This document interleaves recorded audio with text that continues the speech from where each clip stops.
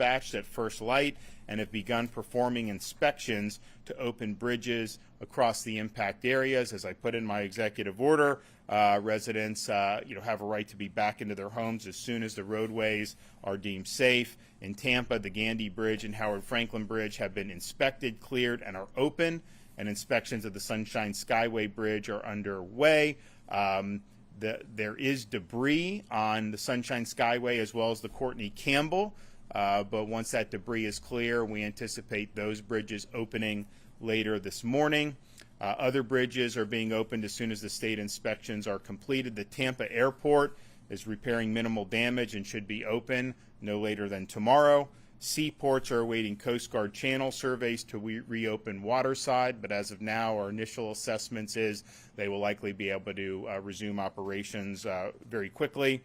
We still have a lot of school closures for today. I think Floridians should just keep in contact with their local officials about what that's going to be. I would imagine a lot of the schools that were not necessarily in the direct path of the storm will be open tomorrow. It may take a few more days for some of the places that were harder hit. Now, as you survey damage and clean up, please be cautious of hazards. We have post-storm fatalities almost every storm, and a lot of these fatalities are avoidable. So please be cautious of downed power lines. Don't touch them. Don't remove tree debris that may be entangled with downed power lines. Standing water can conceal downed power lines and other hazards, so please be mindful and never walk through storm waters. Standing storm waters can also carry a bacteria that can lead to fatal infections. This type of infection was responsible for a fatality following Hurricane Helene, so please avoid wading through standing water. Please use proper ladder safety. Please use proper generator safety. Do not operate the generator inside your home. It must be outside, a safe distance from doors and windows. Visit Florida's emergency accommodation modules on Expedia and Priceline will remain available for those who are returning to their homes which were evacuated during the storm and sustained damage or in need of other type of shelter. So these models will continue to provide real-time hotel availability and lodging resources, making the experience easier for users. If traffic lights are out in your area, please drive with caution and treat each light as you would a four-way stop. And also remember, if you're going to use a chainsaw, be very careful with that. We have mishaps on that after every storm. We are extending the Hope Florida line for another 2 weeks at 24 hours, 7 days a week. So if you need assistance or resources post-storm, you can call 1-833-GET-HOPE, 1-833-GET-HOPE. Hope Florida's disaster arm, Activate Hope, is a program designed to help people find help following a disaster such as a hurricane. So you can call the Hope line. You can also visit the Hope bus, which will be in some of these areas very soon, and there'll be announcements about that. Florida Commerce and the State Emergency Response Team activated the Business Damage Assessment Survey in response to Hurricane Milton. Business owners can self-report physical and economic damage caused by the storm. Businesses can complete the survey online at floridadisaster.biz, floridadisaster.biz. Florida Commerce has also activated the Small Business Emergency Bridge Loan Program. We have $50 million available to Florida small businesses, and it's a zero-interest loan, very flexible repayment options. You can apply for loans of up to $50,000 through the program. Loans of up to $100,000 are available for agriculture and aquaculture small businesses, and loans of $150,000 are available for citrus and cattle operations. Again, these are short-term zero-interest loan. You get the cash in your hand. The repayment terms are very flexible. You can apply at www.floridajobs.org/EBL, floridajobs.org/EBL. We've also activated the Florida Disaster Fund for those who want to make tax-deductible charitable contributions that will be used to be able to help Floridians who are in need. And you can go to floridadisasterfund.org, floridadisasterfund.org, if you have any questions.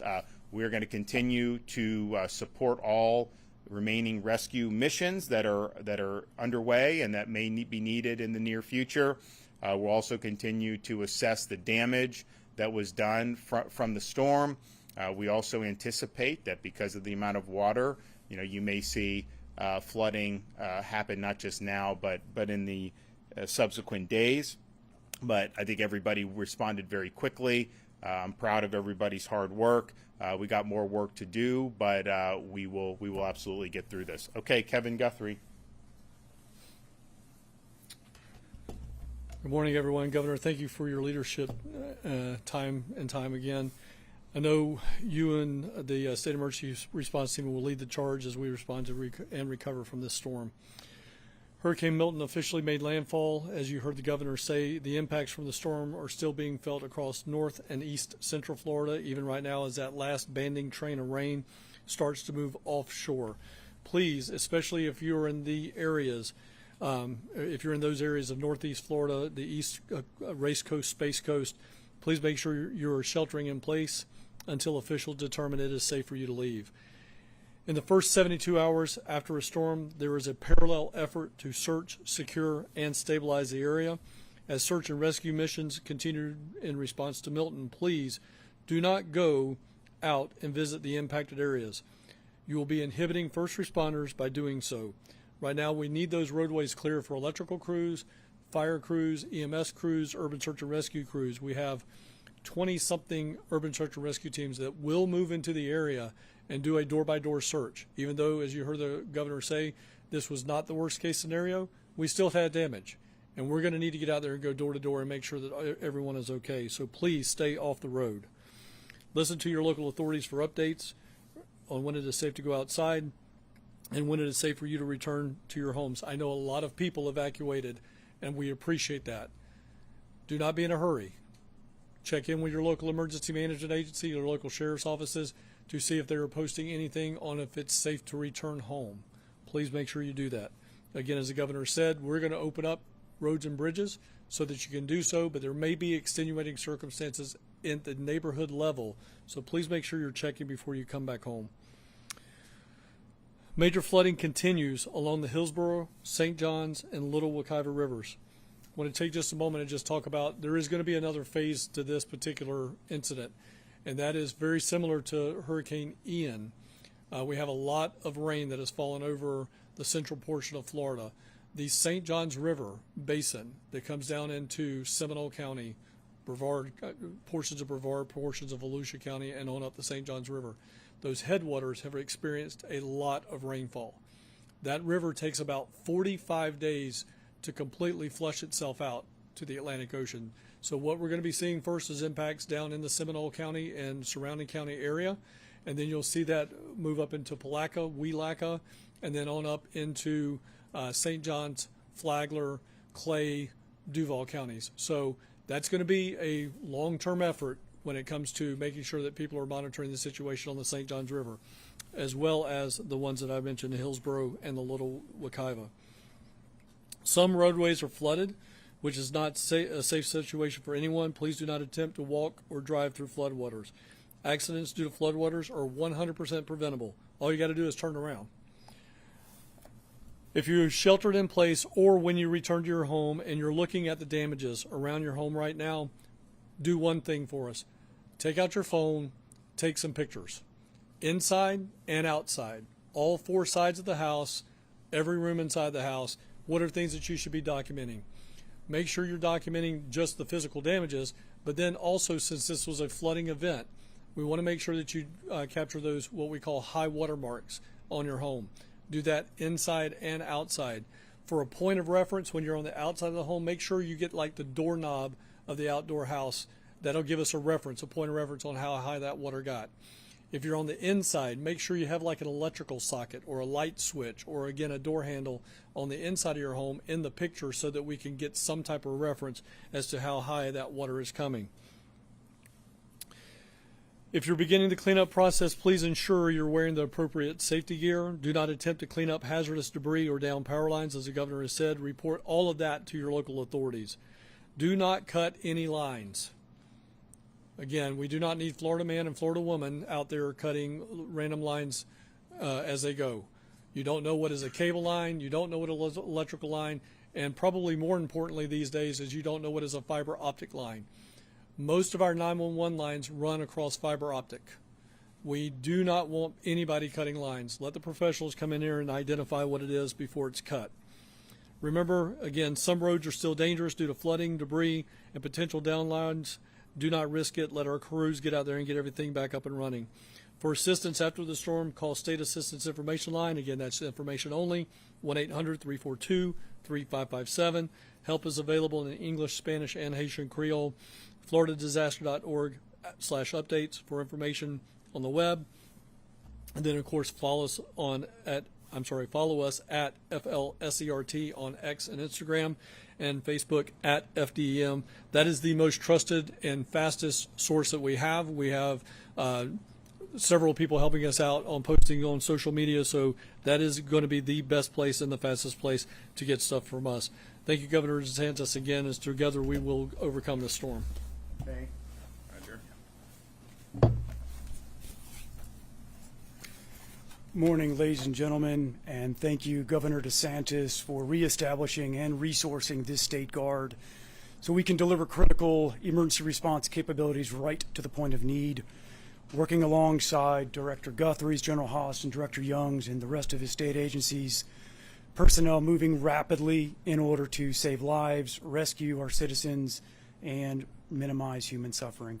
Throughout the night and this morning, our Special Missions Unit with search and rescue, K-9, paramedic, and swiftwater rescue teams moved throughout the most severely impacted areas between Pasco and Sarasota counties, working with local authorities to provide on-water and overland search and rescue and route assessment capabilities. Our maritime unit is also engaged with FWC with 10 boat teams and high water vehicle teams in order to expand the capacity of the local counties' abilities to conduct waterborne reconnaissance and search and rescue operations. Our aviation unit with Black Hawks and drones with live stream and 3D map rendering capabilities will begin conducting air operations today in coastal and inland community areas in order to enable those local authorities to paint the picture and focus their resources. Ladies and gentlemen, we are laser focused on search and rescue operations today.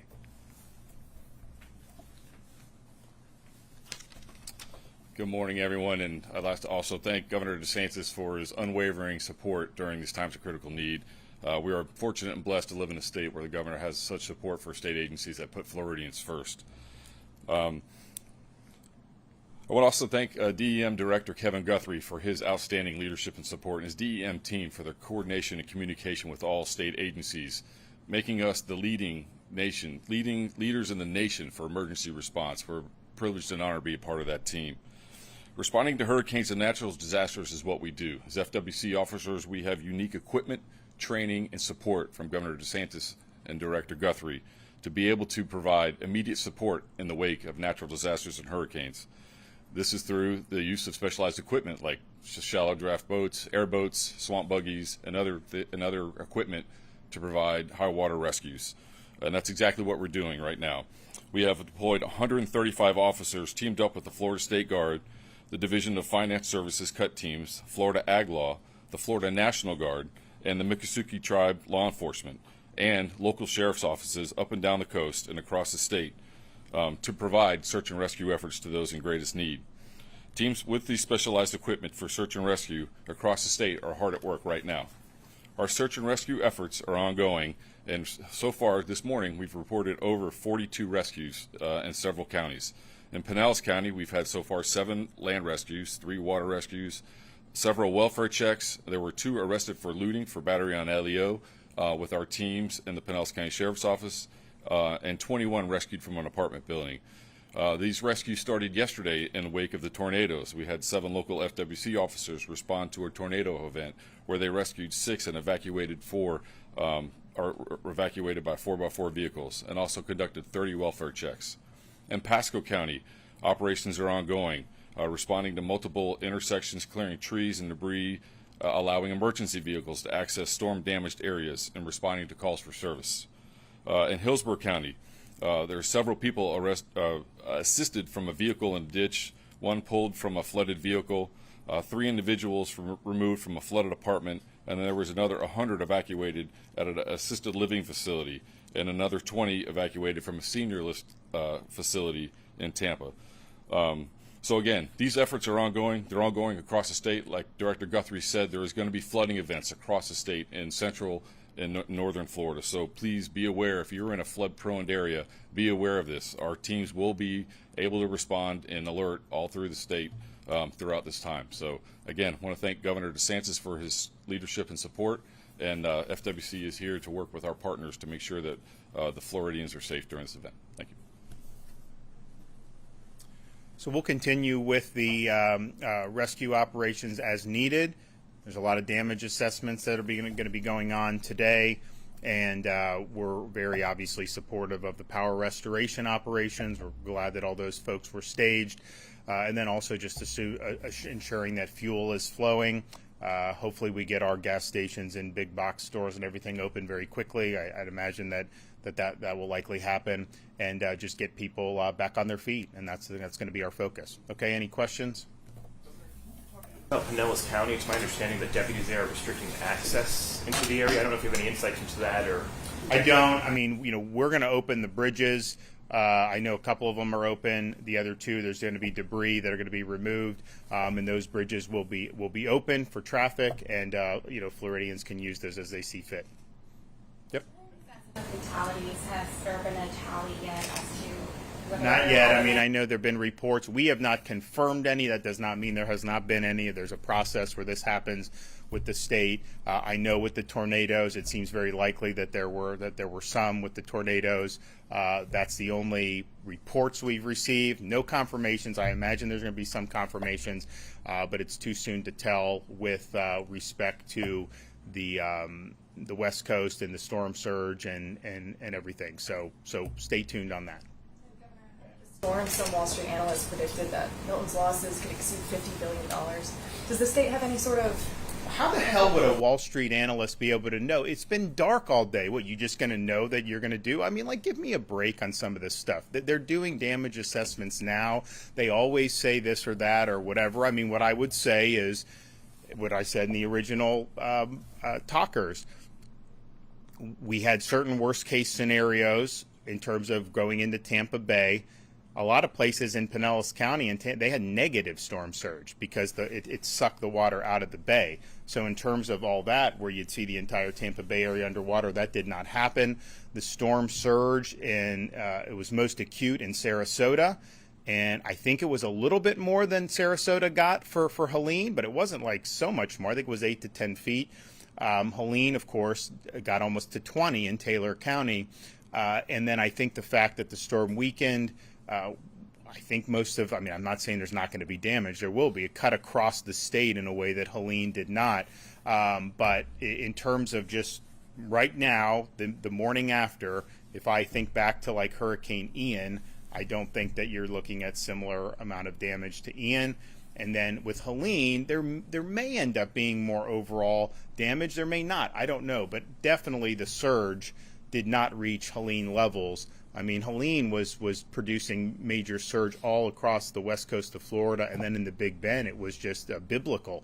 That was not necessarily what we happened here. Anything north of the storm had minimal surge on the west coast, and it was really kind of that Sarasota, Charlotte Harbor, down into Lee, Collier, but compared to what they had with Hurricane Ian, that is not on the same level. So we'll see. There'll be a lot more that'll need to be done to assess the extent of the damage. But what I think we can say is, we have a lot of resources in play here in Florida to be able to mitigate and get people back on their feet and get the state moving again. I think that's what people want. They want to get back in their homes. They want to see the roads clear. They want to see the bridges reopen. And so that's what our sole focus, so that we get people back.